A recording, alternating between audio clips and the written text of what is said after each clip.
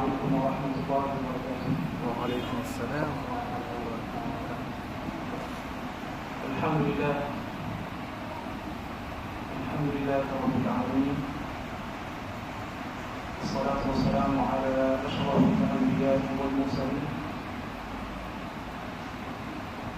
نبينا محمد وعلى آله وصحبه أجمعين. أما بعد، رب اشرح لي صدري ويسر لي أمري واحلل عقدة من لساني يفقهوا قولي. baada ya kumshukuru Allah subhanahu wa ta'ala na kumtakia rahma na amani kiongozi wetu, qudwa yetu, kioo chetu, Mtume sallallahu alayhi wa alihi wa sahbihi wasallam, tunamshukuru Allah subhanahu wa ta'ala ambaye ametufikia kuweza kuiwahi salatu al-maghrib kwa jamaa. Tunamshukuru Maulana Allah subhanahu wa ta'ala kutoka hatua ya kuweza kufika sehemu kama hii.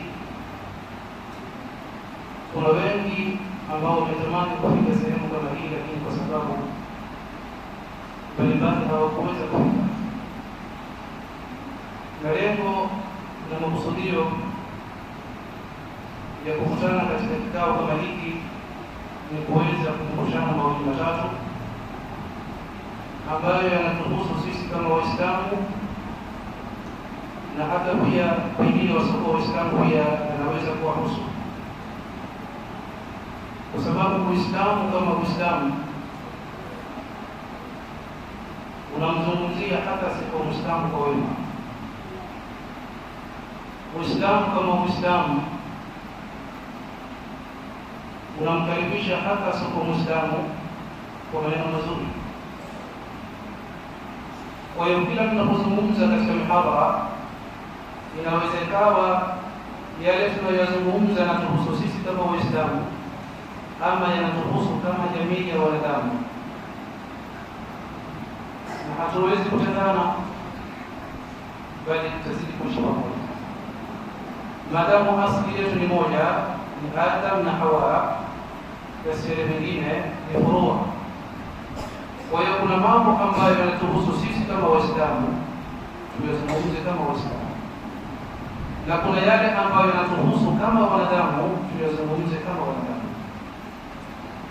Na maudhui yetu hii ya leo ni kichwa acha athari njema katika hii dunia kabla hujaondoka.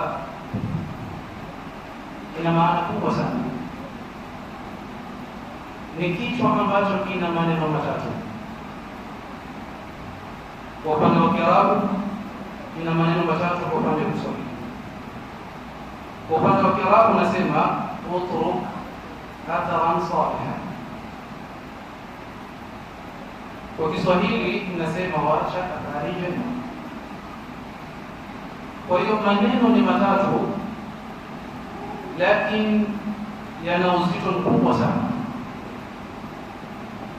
Tukizungumzia hili neno utruk atharan salihan, labda tuelezee kwa nini tumekusudia kuzungumza maudhui kama hii. Kwa sababu mwanadamu ana umri wa hapa duniani na ana umri baada ya kuondoka duniani. Asilimia kubwa ya wanadamu wanaamini kwamba ukishaondoka katika dunia na yako pia yamekwishaondoka, lakini kumbe unapoondoka katika dunia kuna maisha ambayo yataendelea kulingamana na ulipoishi ulipokuwa hai. Kwa hiyo mwanadamu yoyote awe atakayekuwa aishi atakapoishi, lakini ataondoka katika hii ardhi. Sasa unapoondoka wewe, kitu gani ambacho unakiacha baada ya wewe kuondoka ambacho kitaweza kuuhisha umri wako wa pili? Kwa hiyo kija maana ya utruk ni amri, na neno la atarki katika lugha lina maani nyingi sana. Ukija katika maana ya kiusuli, neno tarki ina maana yake. ukija katika maani ya ilmu alhadith, neno tarki ina maana yake. Ukija katika maani za kijiografia za kitarikhi, neno tarki ina maana yake. Lakini hatutaki kuzungumza kote huko, tuingie tarki kwa maana ya kilugha ya maisha yetu. Kwa maana kivipi? Tarku maana yake ni kuacha kitu nyuma ama kuacha athari nyuma. Yaani wewe ulikuwa na kitu kisha ukakiacha kile kitu, ukaondoka, kile kitu kikabakia pale, ndio kuacha. Kwa hiyo mfano, wewe ulikuwa na watoto ukaondoka duniani, umewacha. Kwa hiyo unapoacha wewe, wale unaowacha wanaweza kurithi, kwa sababu umewawacha na umewacha kinachorithiwa. Sasa maana ya utruk ni kwamba unapoondoka katika hii dunia, wacha. Maana bakisha kitu ambacho utakapoondoka, wale waliobakia baada ya wewe wataweza kunufaika na uwepo wako ulipokuwa hai. Na athar ni kitu ambacho kinabakia na kinaonyesha alama kwamba hapa palikuwa na mtu fulani ama hapa palikuwa na kitu fulani. Kwa hiyo unapoishi wewe, jua kwamba utaondoka, na unapoondoka acha kitu ambacho kitakuwa ni alama ya ukumbusho wako kwamba kulikuwa na mtu fulani sio. Lakini athari yenyewe ni sharti iwe athari salihah, athari nzuri, kwa sababu inaweza kuwa kuna athari mbaya na kuna athari nzuri. Na hii athari nzuri ndio ambayo tunazungumzia hapa, uache kitu kizuri ambacho ukiondoka baada yako watu watafaidika nacho, na sio watu kufaidika nacho, hapana, hata wewe pia unaondoka utafaidika nacho. Mwenyezi Mungu Subhanahu wa Ta'ala sema kwa Qur'an, inna nahnu nuhyi al-mauta wa naktubu ma qaddamu wa atharahum wa kulla shay'in ahsaynahu fi imamin mubin. Inna nahnu nuhyi al-mauta, hakika yetu sisi tunauhisha waliowafu, wa naktubu ma qaddamu, na tunaandika yale ambayo wameyatanguliza, wa atharahum, na athari zao, wa kulla shay'in ahsaynahu fi imamin mubin, na kila kitu tumekidhibiti katika kitabu. Ukiangalia hii aya imebeba takriban vitu vinne: kuuhisha mauti. Na Mwenyezi Mungu anapozungumza kuuhisha mauti, anaelezea nguvu yake na uwezo wake ambao hakuna yoyote anayeweza kufanya kitu kama hiki. Kwa hiyo anaposema inna nahnu nuhyi al-mauta, ni habari kubwa sana ambayo Mwenyezi Mungu ameikusudia kueleza, lakini ameiweka kwa ijmal ama mujmal, hakuifanyia tafsir. Nuhyi al-mauta, tunauhisha mauti, kwa sababu imetosha. Bali katika ihyaul mauta ndio kunaonekana qudratullah, nguvu yake Mwenyezi Mungu Subhanahu wa Ta'ala kwa wanadamu. Ikiwa yeye ndio mwenye kuuhisha mauti wafu, basi yeye ndio mwenye kuuhisha walio hai. Kwa maana ya kwamba ishi utakapoishi mwanadamu, lakini iko siku utakuja kuondoka, na utaondoka kwa amri ya Mwenyezi Mungu Subhanahu wa Ta'ala. Na utakapoondoka hautapotea katika maisha yako, kwa sababu Mwenyezi Mungu Subhanahu wa Ta'ala sema naktubu ma qaddamu, tuandika yale ambao wametanguliza. Ma qaddamu, waliotanguliza katika maneno. Ulipokuwa hai ulizungumza maneno ya sampuli gani? Ulipokuwa hai athari yako ya maneno uliiwacha katika dunia athari gani watu wakuwa wanakumbuka nayo? Ma qaddamu, yale ambao wametanguliza katika vitendo. Ulipokuwa hai vitendo gani ambavyo wewe ulivifanya vikaleta athari katika jamii, tena athari nzuri ambayo wewe baada ya kuondoka utatajika kwa uzuri. yale ambao wametanguliza katika awali zao, wa atharahu, na athari zao. Na katika hiki kipande kuna tafsiri sampuli mbili. Tafsiri ya kwanza ambayo ndio sababu ya aya hii kuteremka ni kwamba kulikuwa na baadhi ya masahaba kina Banu Salama walikuwa wanaishi mbali na msikiti. Sasa wakaona ni dhiki kila kipindi cha swala kufunga safari kuja msikitini, wakaazimia kwamba tutafuta sehemu karibu na msikiti ili tuwe karibu na msikiti, ibada ziwe sahali. Mtume sallallahu alaihi wasallam alipata habari hii, kauliza, nasikia kwamba nyinyi mmeazimia kuhama majumba yenu kuja karibu na msikiti. Akasema naam, kweli ya Rasulullah, kwa sababu sehemu na uasisi mbali sana tunaona dhiki. Mwenyezi Mungu Subhanahu wa Ta'ala akateremsha aya hii. Mtume akamwambia hamna haja ya kuondoka katika nyumba yenu, lakini kule kule, kwa sababu kila hatua mnayopiga kuja msikitini munaandikiwa thawabu kwanza, na kila hatua mnayopiga kuja msikitini ile ardhi inaweka muhuri za hatua zenu. Kwa hiyo athari pale ulipokanyaga kutoka nyumbani unakuja msikitini, ile ardhi inaweka muhuri. Wewe utakanyaga utasema umepita dirisha. Kwanza unaandikiwa thawabu za hatua ya umbali wako kutoka nyumbani mpaka msikitini. Kisha pili, pale pahala ulipokanyaga panaweka athari mpaka siku ya Kiyama kwamba hapa alikanyaga mtu fulani akienda msikitini. Kwa hiyo hili kwa sababu msiondoke kaini kule kule.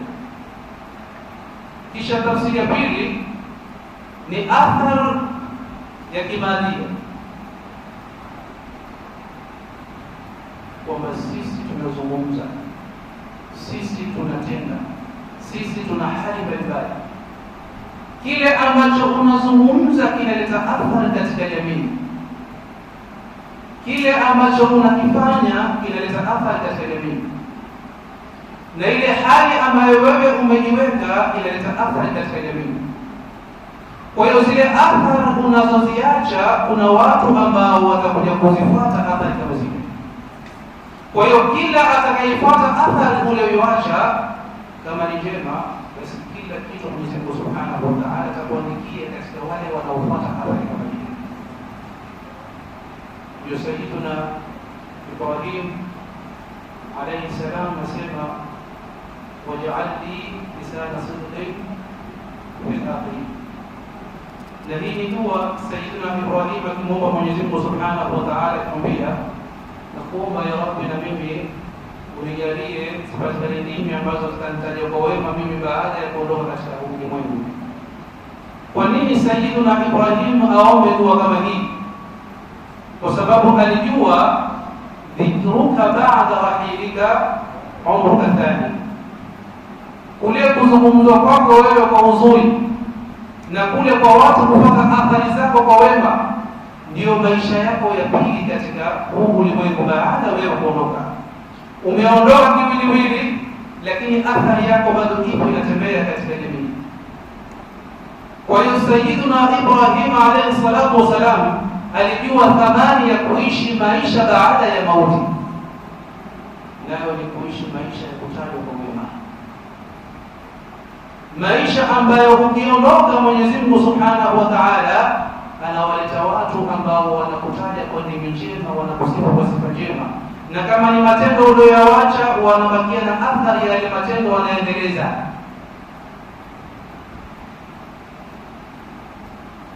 Mtume sallallahu alaihi wa alihi wasallam akasema, wa idha mata ibnu adama, atakapoondoka mwanadamu katika ulimwengu, inqata'a amaluhu illa bi thalath, matendo yake hukatika isipokuwa matendo ambayo yatokamana na vitu vitatu. Ukiangalia katika mantiki ya hadithi, Mtume asema idha mata, idha atakapo,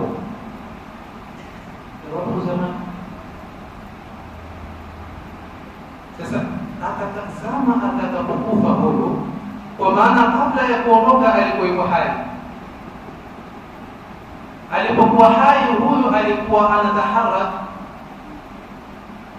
zile harakati zake zote ima ni katika amali anaandikiwa na Mwenyezi Mungu Subhanahu wa Ta'ala. Lakini kumbe katika hizi amali kuna amali ambazo ni zake yeye mwenyewe, akizifanya anafaidika yeye mwenyewe basi na mwingine kupata chochote. Kwa hiyo inqata amaluhu, amali zake yeye ambazo alipokuwa hai alikizifanya. Kwa maana kuna amali ambazo mwanadamu anapozifanya zile amali hazimsaidii mtu mwingine, bali zinamsaidia yeye mwenye kufanya. Kisha ila min thalathin, isipokuwa amali ambazo hutokana na vitu vitatu. Kwa maana kuna amali ambazo akizifanya yeye anafaidika na wengine pia wanafaidika, na hii ndio athari. Kwa hiyo hadithi hii imekusanya vitu viwili: mtu kufaidika yeye mwenyewe na amali yake pasipo mwingine kuingia, na mtu kufaidika yeye na amali yake na wengine pia wakafaidika. Ndio wale wanazuoni wa fiqh wa usul wakasema an-naf'u al-mutaaddi afdalu min al-qasr. Jambo ama ibada iliyo na sifa ya taaddi ni bora zaidi, ama amali yenye sifa ya taaddi ni bora zaidi kuliko amali ambayo ina sifa ya qasr. Maana nini? Al-mutaaddi ni jambo ambalo unapolifanya wewe matunda yake, faida yake na thamarati zake zinawafikia watu wengine pia. Sawa, ima ni masala ya kidunia ama ni masala ya kiakhira.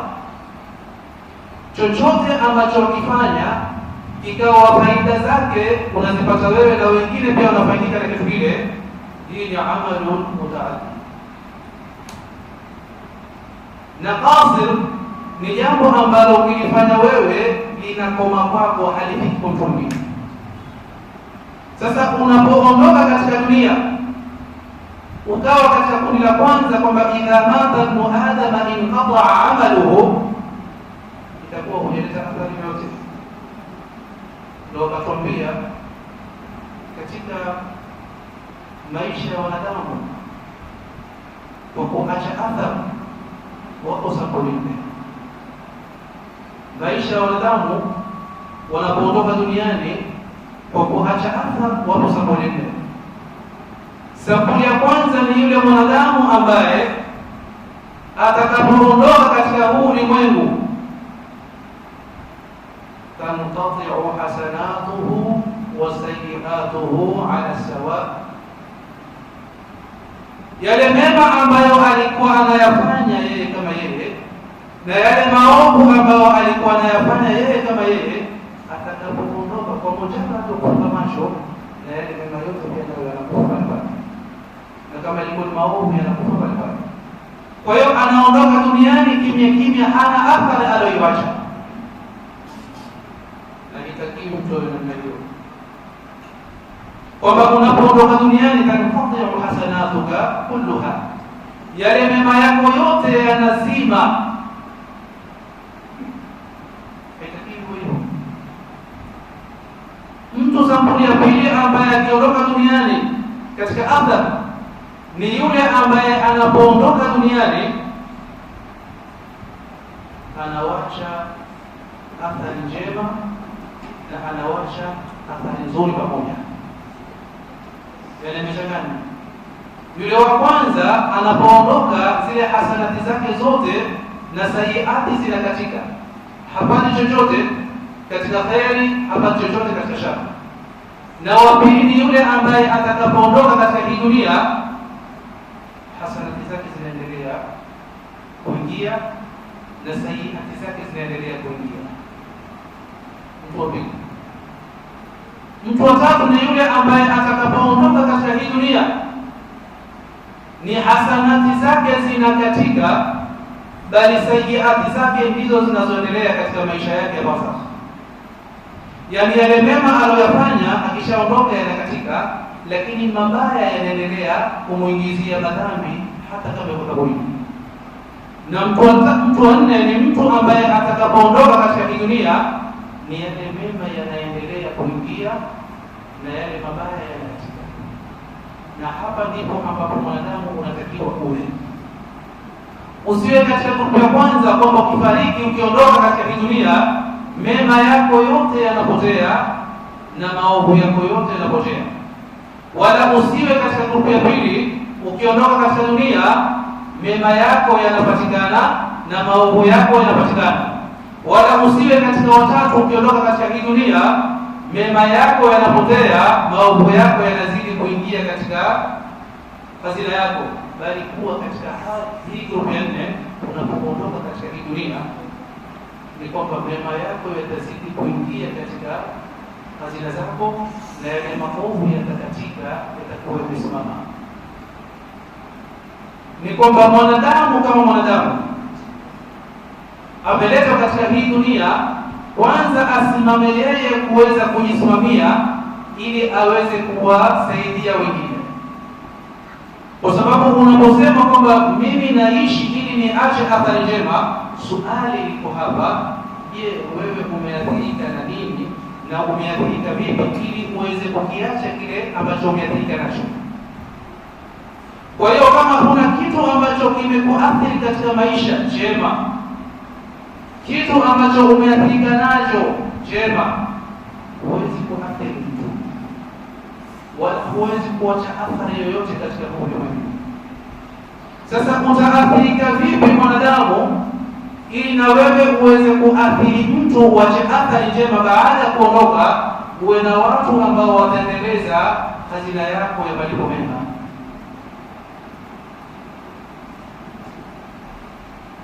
Kwa Mtume sallallahu alaihi wa alihi wasallam, tumetuweka wazi kutuambia illa min thalath, isipokuwa zile amali ambazo mwanadamu amezifanya zimetokana na haya mambo matatu: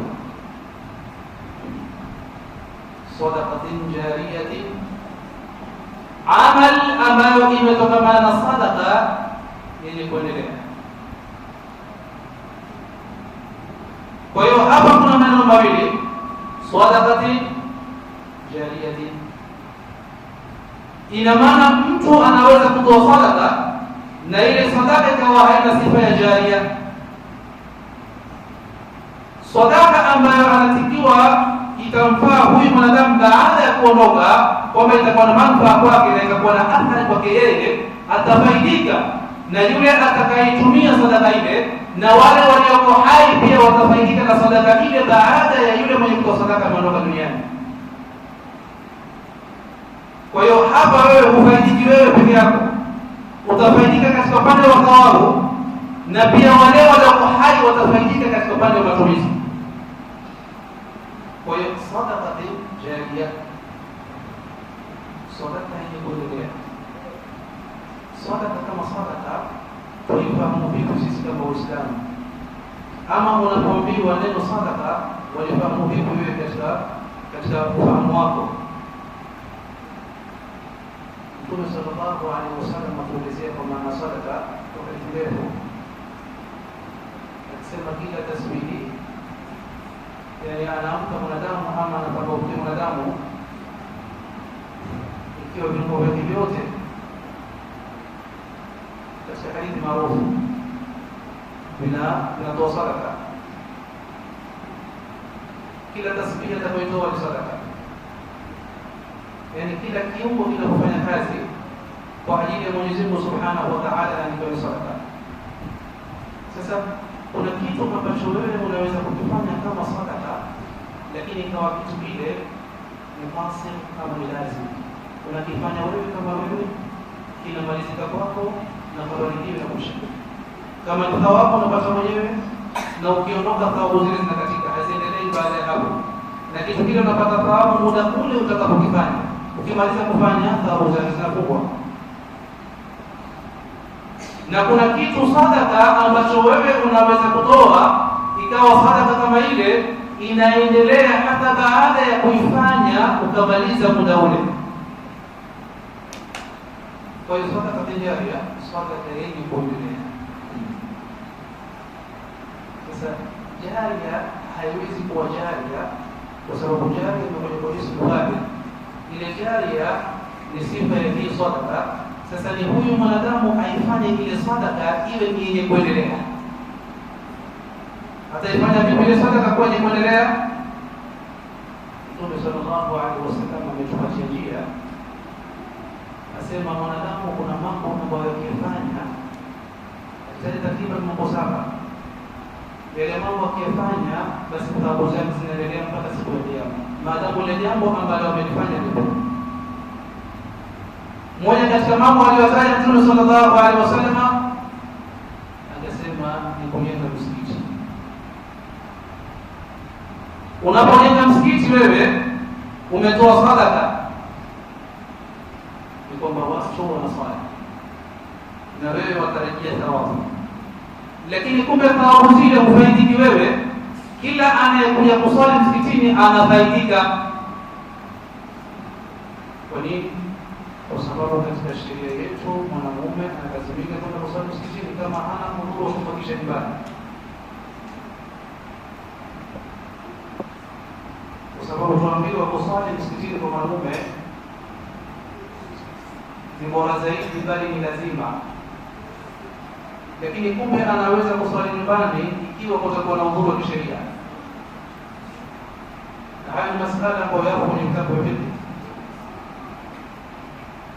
Sasa yule ambaye anatoka nyumbani kuja kuswali msikitini anafaidika kwa ile jambo la kuja kuswali kwa jamaa msikitini. Sasa asingekuja msikitini isipokuwa wewe baada ya kujenga msikiti. Kwa hiyo ile sadaka wewe unafaidika uliojenga, na yule anayekuja kutumia ule msikiti pia anafaidika. Sasa akifaidika yeye, Mtume sallallahu alaihi wasallam akwambia mwenye kufanya jema na ile jema wakapata wengine kulitaba, basi atapata ujira wa wale waliofanya.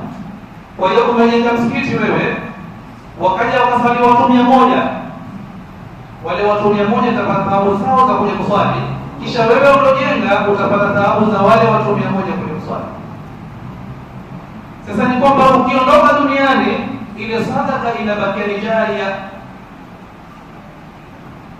Na hapa tunafundishwa kwamba unapofanya kitu katika maisha yako siku zote usijifikirie wewe, fikiria na wengine pia. Na huo ndio Uislamu. Unapokuwa na watoto usijifikirie wewe wanaingia watoto wako maisha baadaye. Unapokaa pahala usijifikirie wewe, wafikirie na wale unaokaa nao watafaidika vipi na mimi. Kwa sababu ukijifikiria wewe si makosa, lakini unajinyima fadhila ya athar, kuacha athari njema ambayo hata baada ya kuondoka itakusaidia katika maisha yako ya barzakh. Kwa hiyo Mtume anatuambia jambo la kwanza ambalo mtu anaweza kuliacha kama athari njema, lakini mpaka yeye kwanza aathirike nalo ile jambo ili aweze kuathiri, ni sadaka ambayo ni jaria. Na sadaka ziko nyingi, hatuwezi kuzielezea zote. Jambo la pili ambalo Mtume sallallahu alaihi wasallam ametueleza kwamba jambo kama hili ukilifanya linaingia katika upande wa athar. Baada ya kulifanya jambo lile, ukiondoka basi malipo yake utayapata, na wale waliobakia katika ulimwengu pia watasaidika na watafaidika na kile kitu ambacho wewe umekiacha. Basi na hawa ilmu yuntafa'u bihi, au elimu ambayo elimu ile itapatikania manufaa kwa elimu hiyo. Hapa tutakuja kujua kumbe katika masuala ya elimu kuna elimu ambazo ni nafia na kuna uluma ambazo ni ghairu nafia. Kuna elimu ambazo zina manufaa na kuna elimu ambazo hazina manufaa. Na wakati mwingine elimu inaweza kuwa na manufaa, lakini aliye na elimu hanufaiki na ile elimu yenyewe. Na kuna wakati elimu inaweza kuwa haina manufaa, lakini mwenye elimu ile akanufaika na elimu ile. Sasa au ilmu yuntafau bihi, ama elimu ambayo itatoa manufaa kupitia elimu hiyo. Na Mtume sallallahu alaihi wasallam katika sira asomesha hapa mtafasiri zanake zote, na wakati mwingine ikija masala yake huwa haimaanishi kitu kisichojulikana, kumaanisha umumu kwamba elimu yoyote ambayo ina manufaa kwa watu. Tusikwame kwenye Qur'an tukasema Qur'an ndio ilikusudiwa hapa, au elimu yuntafau bihi. Elimu yoyote, ujuzi wowote ambao ujuzi ule utakuwa na manufaa kwa watu, basi mtu kama yule akaweza kufundisha elimu kama ile, baada ya kuondoka akawacha watu ambao wameathirika na elimu kama ile, wanaiendeleza elimu kama ile, basi mtu kama huyo atakuwa maisha athari njema katika maisha yake. Baada ya kuwacha tafaidika na nini? Ni kwamba kule aliko barzakhi atakuwa anapata mema yake, na wale walioko hai pia wanaendelea kunufaika hata baada ya yeye kufa, kwa sababu Mtume sallallahu alaihi wasallam anakuja kutoa zile dhira na anania kwamba mimi nikiwepo ndio kila kitu, mimi nikiondoka nyinyi mtapata tabu. Sio maisha, ni kwamba nikiwepo faidikeni nami, na hata nikiondoka muzidi kufaidika nami, ndio maisha. Usiweke msemo kwamba mimi leo nipo mwafaidika na mimi mwafurahi, lakini nikiondoka na waapia mtapata tabu. Sio msemo mzuri. Ni kwamba kama mtu anafaidika na wewe ukiwa hai, basi jitahidi baada ya kuondoka afaidike zaidi na wewe baada ya kuondoka katika ulimwengu. Huo ndio Uislamu. Au elimu yuntafau bihi, au elimu ambayo inapatikana manufaa kupitia elimu hiyo. Na tukizungumza elimu, ndugu zangu Waislamu, tuzungumza maana ya elimu kwa maana ya kila Muislamu inamwajibu atafute elimu, kwa sababu elimu athari yake ni nzuri.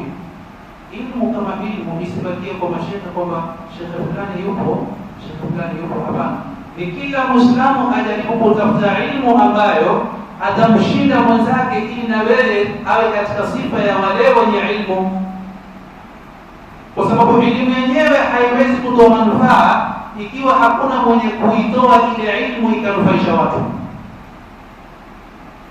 Vitabu vingapi vipo kwenye makaazi? Vitabu vingapi vipo kwenye maktaba, lakini havitumiki wala havisomi, na vimejaa elimu. Sasa ni kwamba atokea mtu akipekue pale ili aje awape watu kile ambacho kimo mule ndani. Kwa hiyo ni kila Muislamu atafute njia ya kuweza kusoma ili awe na fadhila ya kuacha athar katika ilmu yuntafau bihi. Usingoje shekhe peke yake aje anufaisha watu, hata wewe pia una nafasi ya kusoma hadi ya uwezo wako kunufaisha watu wengine, kwa sababu tukizungumza suala kila manufaa, kila mmoja anahitajia manufaa, na manufaa ya akhira ni makubwa zaidi na anahitajika zaidi kuliko manufaa ya duniani. Baada ya huyu mwanachuoni ama msomi ama mwenye elimu akawa anatoa ile elimu yake kuwanufaisha watu wakanufaika nayo, baada ya yeye kuondoka, basi itakuwa maisha athari nzuri. Na si huyo tu mwenye kufundisha watu, bali yule mwenye kuandika na mwenye kutunga kile kitabu ni katika au elimu yuntafau bihi. Sasa tukasema kuna jambo ambalo lina manufaa lakini watu hawanufaiki nalo. Kivipi? Ni kama vitabu ambavyo vimejaa kwenye maktaba za vitabu, lakini Waislamu hawajui kusoma. Kwa hiyo mtu ameandika ile elimu imekaa pale kimelala,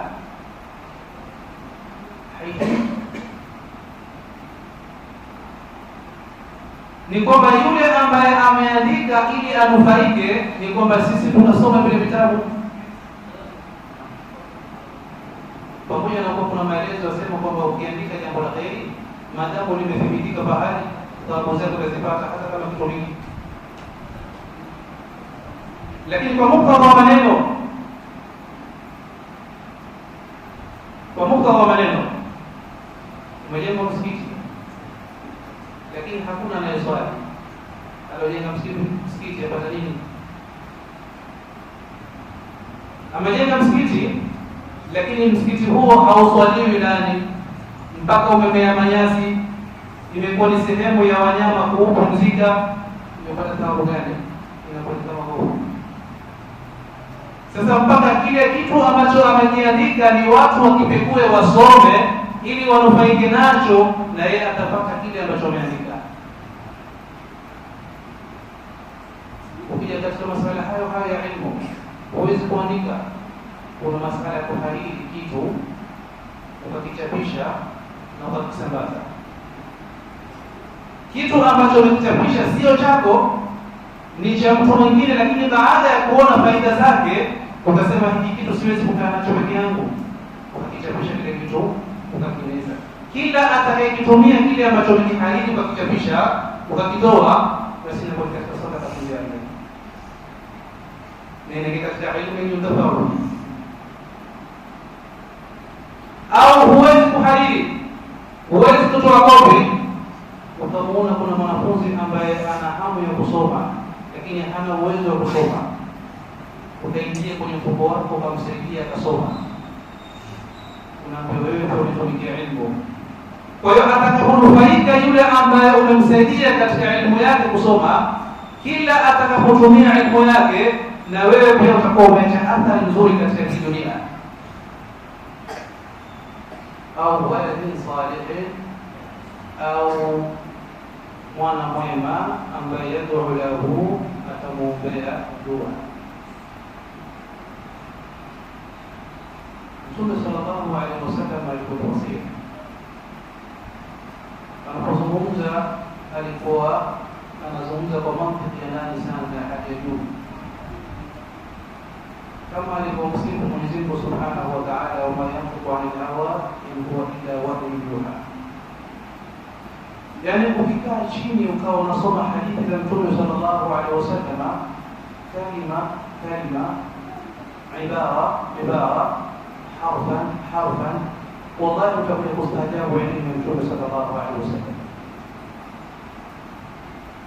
Baada ya kuisoma hadithi ya Mtume sallallahu alaihi wasallam harfan, kalima, kisha kusoma maana kwa maana, utakuja kumheshimu Mtume sallallahu alaihi wasallam.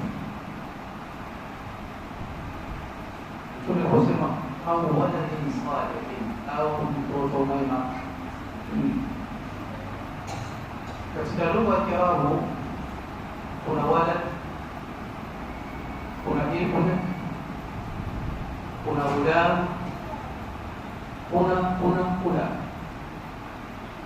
Lakini Mtume hakusema au ibn salihin, akatumia neno walad. Walad ni jina ambalo ni am la kila aina ya mtoto. Unaweza kuwa wewe ndio umeshakomaa, lakini bahati mbaya kuja ndio mtoto, lakini ukamchukua mtoto wa ndugu yako, mtoto wa jirani, mtoto ambaye hana wazazi, ukamlea vizuri mpaka akawa mwema, huyo ni walad salih. Au wewe una watoto naam, lakini ukachukua watoto wako ukawalea na watoto wengine pia ukawalea, baada ya kuondoka anayekumbuka ni yule ambaye si wako, ni walad salih. Kwa hiyo hapa tunapata mafunzo kwamba mtoto wa mwenzako ni wako, unaweza kumlea akaja akakunufaisha wewe hata baada ya mauti kuliko mtoto wako mwenyewe. Ni kwamba hawa watoto tunapowaona tuwafungulie nyoyo zetu kwamba huyu ni kama yule wangu, vile ninapohitaji wangu awe pia huyu nataka awe vile vile. kwa sababu utakachofanyia huyu mtoto iko siku atakapokuwa atakuja kukumbuka kwamba kuna mwana fulani alifanya wema katika maisha yangu ya nyuma, sitoweza kusahau mimi. Ni wangapi ambao wanafanyiwa dua na watoto wasiokuwa wao, na wale walio wao wenyewe hawakumbuki kama mzee ameondoka. Kitu ambacho nakumbuka ni viwanja. Mzee aliwachekana kipo kile kiwanja ilikuwa ni kadabu. Mzee aliacha nyumba zilizobaki zile ile moja imekorofi. Yaani wao wahesabu masala ya dunia kwamba mzee aliwacha viwanja, mzee aliwacha nyumba, mzee aliwacha. Lakini kukumbuka angalau tumuombee mzee dua ni wachache wanaofanya. Kwa hiyo au wale ni salihin ndio wale au mtoto mwema ambaye atamwombea mzee wake dua. Sasa ukiangalia katika hili ndilo vitabu ambavyo Mtume sallallahu alaihi wa alihi wasallam amezungumza, ni ishara kwamba mwanadamu unapoishi katika dunia uishi maisha ambayo utajenga maisha yako ya baadaye. Usiishi maisha ambayo ukiondoka katika hii dunia kila kitu chako kitaondoka. Tukiga mfano wa masahaba wakati wa Mtume sallallahu alaihi wa alihi wasallam, ilitokea Myahudi alikuwa na kisima, na ikawa ile sehemu ambayo wanakaa maji ambayo ni saleh kwa kunwa, maji ambayo nasilihi watu kutumia kunwa, ni vigumu kuyapata isipokuwa kwenye kisima chake. Na huyu Myahudi akasema, hapa kwa Waislamu nitapatiliza. Kwa hiyo mtu akaenda kununua maji, gharama yake inakuwa ni kubwa sana, mpaka masahaba akawa walalamika, lakini hawawezi gharama hiyo. Mtume sallallahu alaihi wasallam akatoa ushauri kwa masahaba, kauliza nani ataweza kununua kile kisima ili ndugu zake Waislamu waweze kupata nafuu. Sayyidina Uthman akajitolea akasema, mimi nitakwenda kununua. Sayyidina Uthman akaenda akakinunua kile kisima kwa gharama yoyote aliyoambiwa, akasema siwezi kujali gharama, na shoja mimi ni hapa ndugu zangu wapate amani na utulivu. Baada ya kununua kile kisima, Sayyidina Uthman yeye akakitoa fi sabilillah, kwa ajili ya Mwenyezi Mungu Subhanahu wa Ta'ala.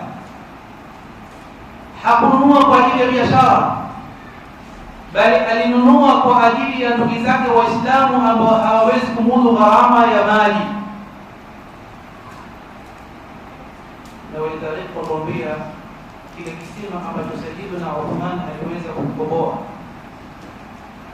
athari yake ipo mpaka leo, kwa maana manufaa yake yanapatikana baada ya miaka na miaka, na yanaendelea kupatikana mpaka siku hii ya leo.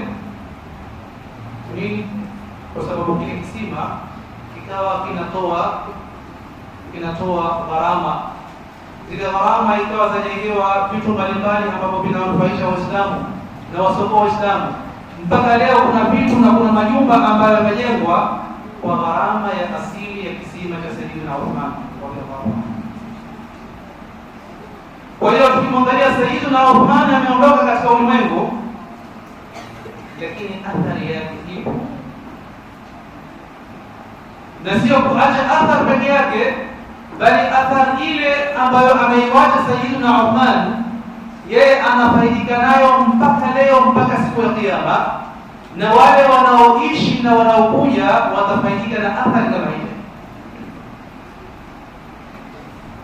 Kwa hiyo ni mwanadamu katika maisha yako, popote ulipo, chukua kaida hii, utruk athara salih. Ukiwa kazini, unafanya kazi wenzako wanaoishi nao, basi kwa siku utakuja kuondoka mbali. Usikubali kuondoka kwa hazina yako, bali unapoondoka uache athari ambayo wewe baada ya kuondoka pale utafaidika, na wale walioko pale na watakaokuja pale watafaidika. Wewe mzazi, unapokuwa nyumbani uache athari njema kwa watoto wako. Ni kwamba mara nyingi mtoto hapati anachoambiwa, asilimia kubwa mtoto hupata anachokiona kwa wazazi. Unaweza kutumia nguvu nyingi kumwelekeza mtoto mpaka ukachoka, lakini ukatumia nguvu ndogo ya kumuonesha mtoto na ukafurahi, kwa sababu mtoto katika maumbile yake ni mtu wa kujaribu. Na mara nyingi mtoto unapomlea katika mfumo wa kumkataza kila wakati,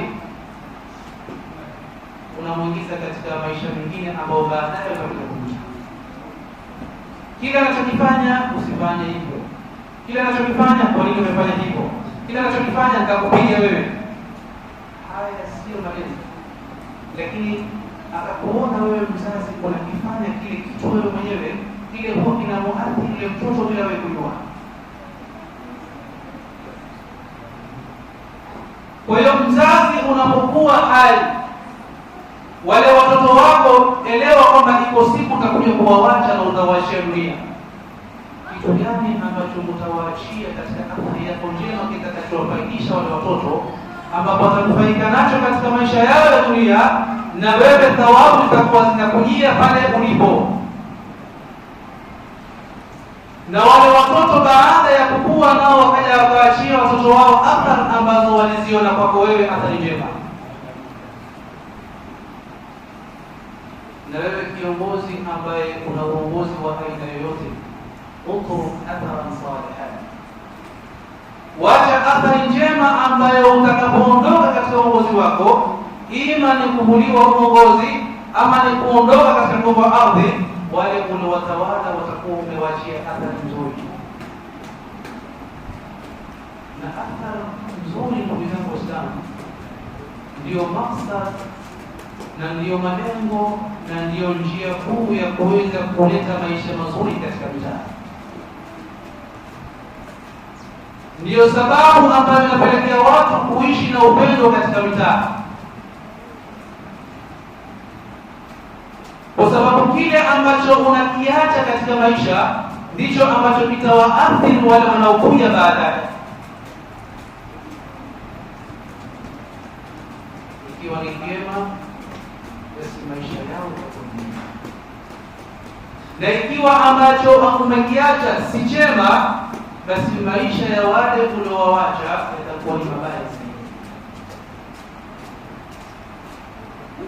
Kwa hiyo ndugu yangu Muislamu, na ewe usokuwa Muislamu, katika maisha haya ya dunia tunayoishi, tujue kwamba ipo siku tutakuja kuondoka katika huu ulimwengu.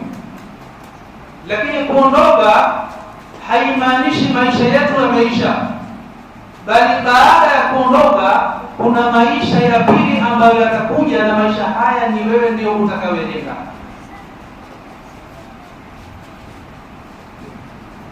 Ikiwa ni maisha mazuri, utasifika kwa uzuri na watu watafaidika kwa mema yako, na ikiwa ni mabaya, watu wataishi kwa ubaya na watakusifu kwa ubaya.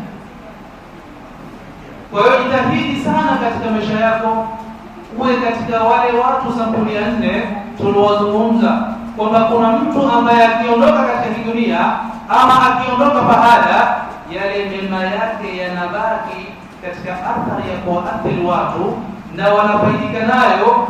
Yale mabovu yote ambayo waliyafanya na jitahidi yanazima yote.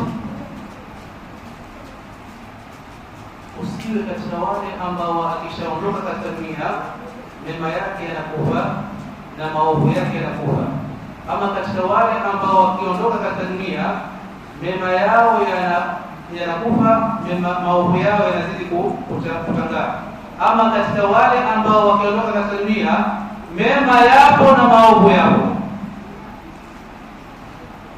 Bali uwe katika mfumo mmoja, kwamba ukiondoka katika dunia wache athari njema ambayo itaendeleza maisha yako baada ya kuondoka duniani. Ndio Sayyiduna Ibrahim alayhi salatu wasalam akamwomba Mwenyezi Mungu Subhanahu wa Ta'ala, akamwambia waj'alni lisana sidqin fil akhirin. nijalie ya Rabbi, mimi baada ya kuondoka katika ulimwengu kupatikana ndimi ambazo zitanitaja mimi kwa uzuri. Kwa nini Sayyidina Ibrahim akamwomba Mwenyezi Mungu kwamba zipatikane ndimi ambazo zitamtaja kwa uzuri?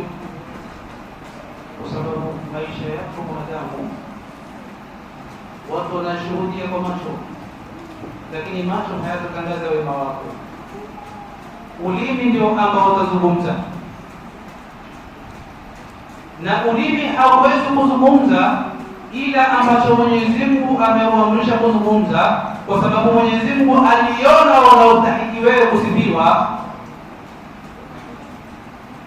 Kwa sababu kuna watu ambao wanafanya mema kwa kujificha, hakuna anayejua, lakini wanasifika hivyo hivyo. Na kuna watu wamefanya makubwa mema wakayaona watu, lakini baada ya kuondoka hakuna hata mmoja ambaye anazungumzia. Kwa nini? Kwa sababu kule kumuomba Mwenyezi Mungu Subhanahu wa Ta'ala kukufanya wewe kuwe na athari njema katika dunia ni jambo kubwa sana.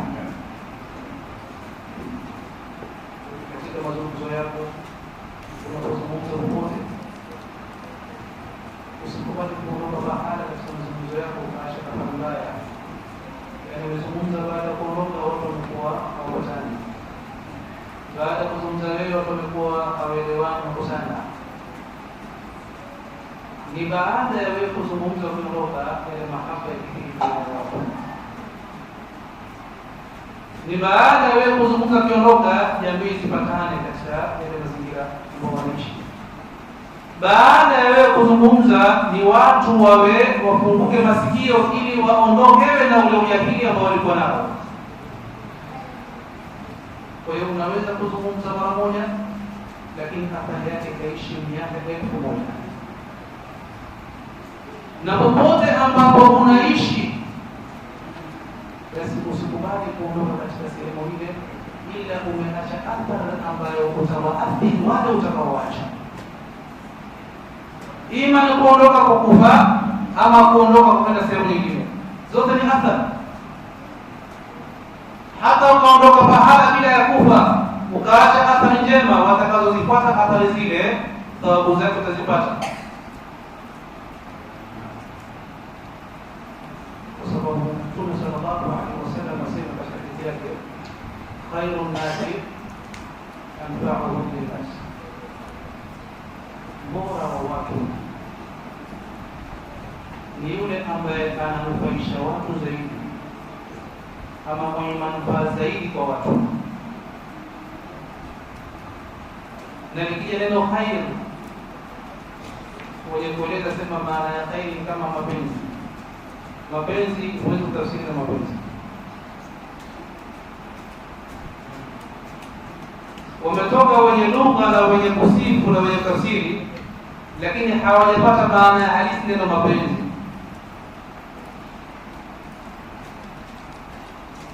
Ndio maana khair.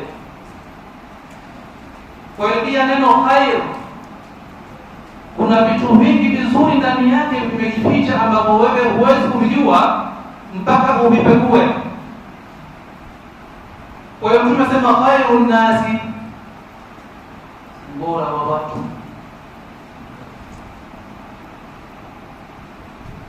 Na mutlaq ya watu ni kwamba kila ambaye asili yake ni mwanadamu, kila ambaye asili yake ni Adam na Hawa ni katika watu. Kwa hiyo tunasema katika mazungumzo tunaweza kuzungumza kama Waislamu, na kuna mazungumzo hatuwezi kuzungumza kama Waislamu, tuzungumza kama jamii. Kwa hiyo wewe unaweza kuwa Muislamu lakini kumbe ukashinda mtu na mtu ambao si Muislamu. Unaweza kuwa ni Muislamu lakini kawa huna manufaa kwa wengine, asokuwa Muislamu akawa na manufaa kwa wengine zaidi. Khairun nas, mbora kwa watu, anfa'uhum linnas, ni yule ambaye ana manufaa zaidi kwa watu. Na manufaa yanaweza kuwa ni ukhrawiyya ama dunyawiyya. kumnufaisha mtu katika kiakhira na kumnufaisha mtu katika kidunia, zote zingia. Na kumnufaisha mtu, unaweza kumnufaisha mtu ikiwa bado uko hai, na unaweza kumnufaisha mtu baada ya wewe kuondoka, inawezekana. Kwa hiyo uko hai unampa mtu manufaa ya dunia na akhira, unaondoka. Na unaweza kuwa umeshaondoka ukamfaidisha mtu manufaa ya akhira na manufaa ya dunia. Kwa hiyo ndugu zangu Waislamu, haya maisha ambayo sisi tunaishi ni makubwa sana. Inahitajika kila mmoja ajenge maisha yake baada ya kufa, na maisha baada ya kufa ni maisha mema, maisha yatalipa kwa uzuri, maisha ambayo utakapoondoka katika hii dunia, hata wale ambao umewaacha pia watakuwa na furaha baada ya wewe kuondoka, hata kama watakuzurika, lakini huzuni yao itakuwa furaha zaidi kuliko huzuni. Huwezi kuwa mtu mwema ikiwa utaondoka katika hii dunia hakuna athari ambayo umeiacha njema katika hii dunia. Ishi utakavyoishi, lakini jaribu sana kuacha athari nzuri katika maisha. Ima ni maneno, kuzungumza na watu vizuri sana. Ima ni katika muamala au vitendo, unapoongea na watu kuwa mzuri wa muamala. Ima ni katika ahwali zako za maisha, kuwa na ahwali nzuri katika maisha yako, kwa sababu huwezi kuondoka na manufaa wala huwezi kufaidika baada ya kuondoka ila kutimiza hii athari njema katika maisha yako hapa ukiwa hai, ili baada ya kuondoka katika ulimwengu na manufaa mbele ya wanadamu na mbele ya Mwenyezi Mungu Subhanahu wa Ta'ala.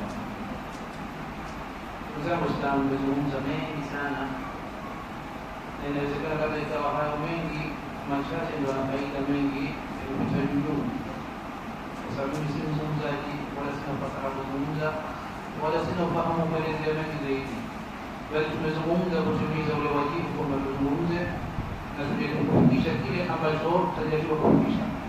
Lakini kwa huu muda umebakia, kuna mashehe zangu, kuna walimu wangu ambao wataweza kufikia wakati na wakapanga kikao zaidi na tukafahamisha zaidi yale ambayo wanayo katika vifo vyao, na sisi tukafaidika zaidi inshallah taala. Na kama kuna mtu ambaye labda pengine katika mazungumzo haya mumwelekea, basi namuomba msamaha. Kama mtakuja kusema kwamba sasa tunakosa kuzungumza, unaweza kuzungumza kitu kwa kile kitu kimependa mtu na kujua kama kimependa mtu. Lakini kwa mashauri zetu hapa inshallah, nitaomba mmoja asimame baada ya taarifa ambayo itafungua fahamu zaidi na itawafahamisha zaidi yale ambayo mmezungumza, pamoja na uchache wangu wa kuelewa na kufahamisha. Basi na imani kwamba wao watafahamisha zaidi na tafaidika zaidi ya haya ambayo mimi nimezungumza. Mpaka hapa nitakoma, na nawashukuru sana kwa wale wamehudhuria. Mwenyezi Mungu Subhanahu wa Ta'ala wabariki. Mwenyezi Mungu Subhanahu wa Ta'ala ili vikao hivi katika hema yetu ambayo tunapata siku ya inshallah Ta'ala. Mpaka hapa nakoma, nasema asalamu alaykum wa rahmatullahi wa barakatuh. Tunashukuru Mola Subhanahu wa Ta'ala kwa neema yake kubwa aliyotujalia ya Uislamu na afya. Hakuna neema bora kama ubinadamu, na hakuna neema bora zaidi kama kupata Uislamu. Mawajibu haya yalikuwa mazuri yenye kuelekeza katika mazuri na manufaa katika binadamu yeye mwenyewe na maisha yake na wewe ndani wake. Mtume sallallahu alaihi wasallam katika hadithi akielezea ilipokuwa na Imam Ibn Majah, kuongezea tu kueleza mustari. Mtume sallallahu alaihi wasallam asema kutokana na Anas bin Malik, asema Mtume sallallahu alaihi wasallam, inna minan nasi mafatiha lilkhair maghaliqa lishar, wa inna minan nasi mafatiha lishar maghaliqa lilkhair. fatuba liman ja'ala Allah mafatiha alkhairi ala yadihi wa wailun liman ja'ala Allah mafatiha sharri ala yadihi. Mtume kutilia pondo tu alieleza ndugu yetu Al-Ustadh Mtume Mwenyezi Mungu rehema na amani zimfikia atuambia, inna mina, hakika katika waja wa Mwenyezi Mungu kuna watu ambao kwamba wao ni funguo ya mambo ya kheri, yaani wakionekaniwa wao utapata kheri, wana funguo ya kheri. Kheri yenyewe ni kuna manufaa ya watu, katika hidayah ya watu, kuonesha watu suluhi njema, tabia njema, upatikanaji wao tu ni kheri. Na vile vile kuna watu katika binadamu wao Mwenyezi Mungu Subhanahu wa Ta'ala asijalie kama watu hao, wao ni mafatihu lilshar. Wao kazi yao kuleta fasadi, ubaya, uchafu, vita, kutia bomba, na watu wote sampuli mbili hizi wako katika mujtama wa binadamu. Lakini Mtume sallallahu alaihi wasallam anatuambia, fatuba liman ja'ala Allahu mafatiha alkhairi ala yadihi, ni mwisho mwema, kuna msaada ulioje kwa wale ambao kwamba imejaliwa ile mifunguo ya kheri kupatikana katika mikononi mwao.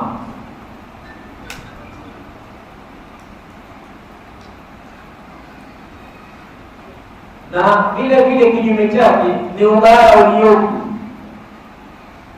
na matukio mabaya gani ambao kwamba watu kama hawa wataingizwa motoni, kwa kuwa wao wakipatikana wao tu kupatikana kwao yapatikana mabaya na machafu. Na ndio mambo ambayo tuko nao ulimwengu wa sasa. Leo sisi tuko msikitini, tuko katika kikao cha heri. Yule aloasisi msikiti kama huu au fikra kujenga msikiti kama huu, ile kheri aliyokuwa nayo akafikiria mpaka aweza kukapelekewa nguvu ikatumika, msikiti ukajengwa, ni kheri ambapo kwamba ilikuwa ni mafatihul kheri kwa mtu kama yule, ikawa kapatikana durusi kama hizi, ikawa watu wafuati katika msikiti kama huu. Na wamekuja baada ya hapo wakasimamia mambo kama haya, wakaleta fikra kama hizi. Yote hii ni katika mafatihul khair, manake ni mlango mpana uko wazi, wanaingia katika mlango adari ila khairi kafailihi, yule mwenye kutulisha katika njia ya sawa ya khairi, wana watu wakafuata wakafanya mambo mazuri, itakuwa na wao watapata fungu kama yule aliyoanzisha. Na kinyume chake ni vile vile walioanza mabaya, kisha na wengine wakaja wakafanya mabaya, na wao vile vile na fungu lao. Sisi ni kuhimizana katika heri,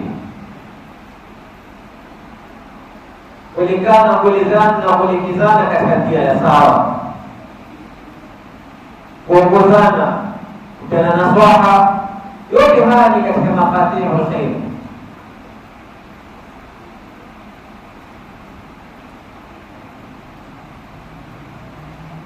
Tumeelezewa hapa faida kubwa kile kitabu mtu aliandika, ni mambo yako wazi.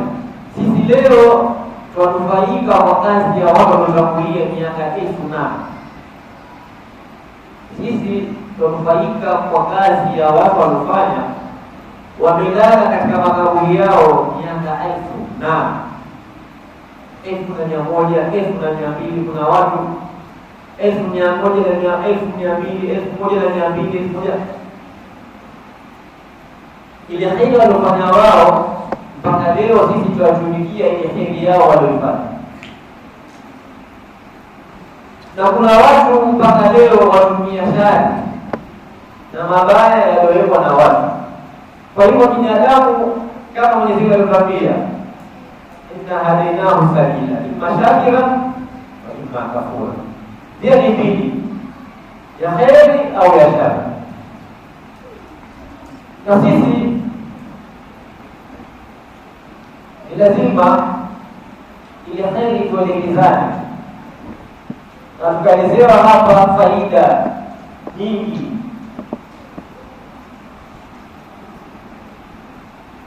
Mtu kuanza athari njema.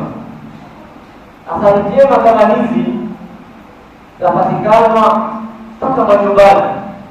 Baba na mama wakikaa nyumbani waache athari njema, wana suluki njema ya kuongoza mpaka wale watoto, ili ukiondoka upate kukumbukwa kwa mema. Mtaani, jirani, mtu akiondoka akumbukwe kwa mema. Sio ile mtu amekufa watu wasema alhamdulillah, sawa, ukatulia, watu wakapumua, hapo kwa hakuna ujirani mwema. Ilmu ya manufaa, ilmu ya manufaa tumeelezewa hapa. Ile ilmu ya manufaa ni mpaka yule fundi seremala au yule fundi wa gereji aweza kumchukua kijana akamfundisha ujuzi ambao kwamba na yeye akiondoka, ama yule kijana akiondoka pale aweza kujisimamia yeye na akasaidia umma. Ni ilmu mutafaa, ni ilmu ya manufaa ile. Kwa sababu tumeambiwa hapa ni kila kitu ama ni kila elimu ambayo kama ni kama manufaa katika mujtama. Ule binadamu, tusiangalie Uislamu peke yake, ule binadamu utapata manufaa kwa elimu yako, ama ule ujuzi ulio nao ukawatia wengine. Na kinyume chake ni mtu kuwa na hiana na elimu, au mtu kuwa na hiana na ujuzi. Mtu ako na ujuzi lakini atakaangalia peke yake, mpaka msikitini pia ile baka ikiharibika atafute yeye, hafai kutafuta mtu mwingine. Na dawa hayuko, haiwezekani kutengenezwa mpaka hayuko yeye. Itakuwa ni hiana ya elimu. Ni wewe ulifundishwa na wewe ufundishe.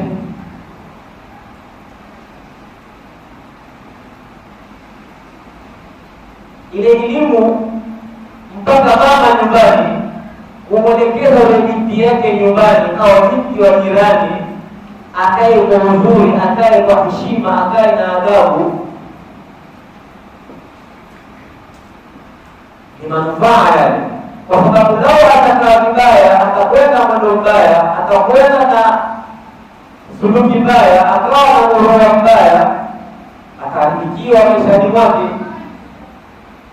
Na akiharibikiwa katika maisha yake, itakuwa ni mhindi yule mtoto.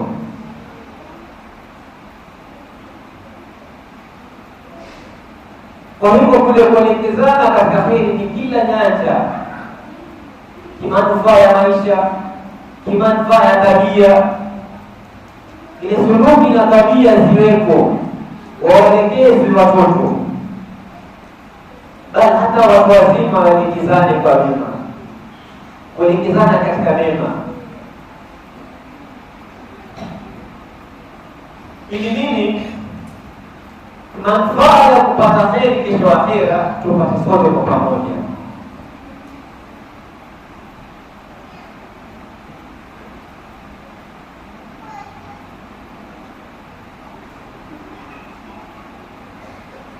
Tukaambiwa hapa wala mfano kijana mwema. Kijana mwema yoyote ambaye ni kijana mwema atakayemwombea mzazi wake.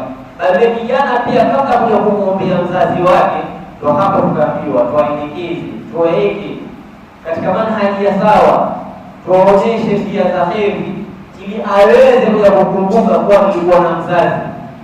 nilikuwa na jamaa, nilikuwa na watu katika umma tukiishi nao katika jamii ambao kwamba walituelekeza katika mema, na sisi nasi pia tuweze kuelekeza watoto wetu, maana kile kizazi baada ya kizazi kiweze kukumbuka na heri.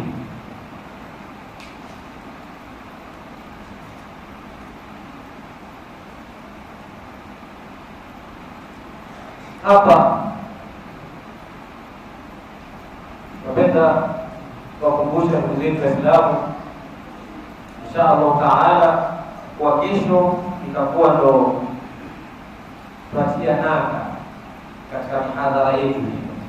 Insha Allah taala, kesho itakuwa ndo siku yetu ya mwisho katika mihadhara yetu kama hivi, na mhadhiri wetu kesho tuko naye hapa, ndugu yetu al-Akh Ustadh Mahmud Hussein. Mashallah, Mwenyezi Mungu ambarikie. Tuko naye hapa tangu mwanzo wa mihadhara mpaka leo siku ya 11, kesho siku ya 12 tuko naye, na toka mbali sana, atoka tauni kule Chuda, ameanza msikiti wake, ataka kutuunga sisi katika mihadhara yetu hii. Na sisi inshallah taala kesho tumuunge mkono sana, tumshajiishe zaidi. Kwa Mahmud tuko naye hapa, mwenyewe pita kujifika, hataki kuonekaniwa, akaamua kaerufu mbele wa hataki kujifika.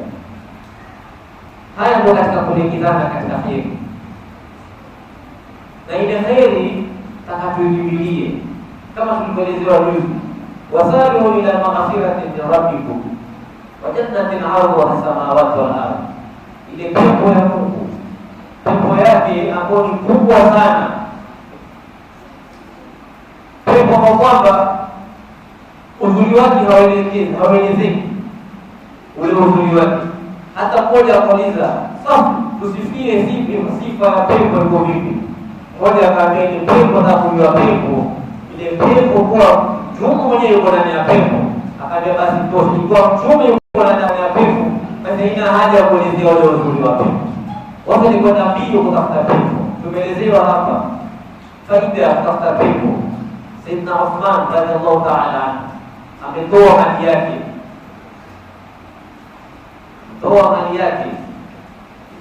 kutafuta pepo. Kisima kile yule Myahudi alikiuza kwa ghali sana,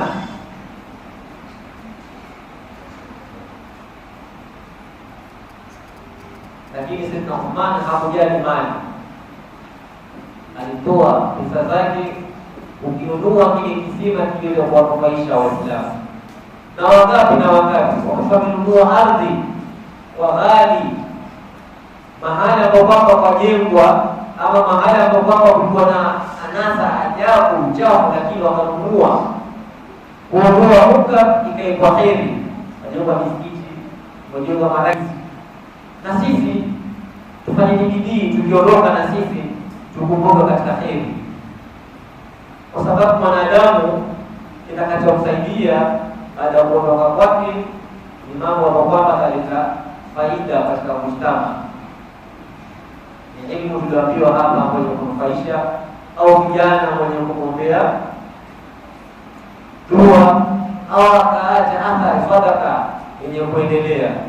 Na sisi tumeambiwa mambo ni mengi, kile kitabu tu kinachosomeshwa ukakitukua ukachapa kawaletea walimu wakafundisha, tutapata ujira na sisi tutaingia katika fungu kama lile.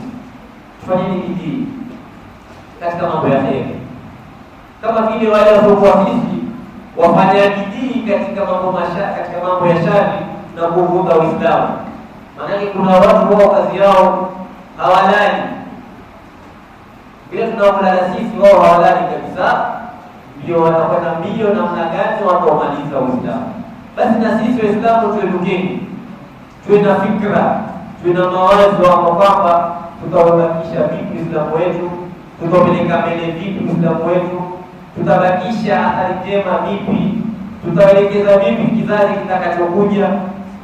Na wakati ambao kwamba kuna mawimbi makubwa mabaya sana ambao kwamba tutakabili, tuko katika hazama mbaya sana, lakini tukiwa na msimamo na tukasimama kikweli kweli, Mwenyezi Mungu atatujalia kwa sababu Mwenyezi Mungu akamwambia intasurwaha yansurkum, na Mwenyezi Mungu ametoa ahadi, tukisimama kisawasawa anatubarikia katika mambo yetu yote. Tuombe Mwenyezi Mungu ajalie min alladhina yastami'una al-qawla fayattabi'una ahsana. Rabbana taqabbal minna innaka antas samiul 'alim, tub 'alaina mawlana innaka antat tawwabur rahim. Wa sallallahu ala sayyidina Muhammadin wa ala alihi wa sahbihi wa sallam. Walhamdulillahi rabbil alamin.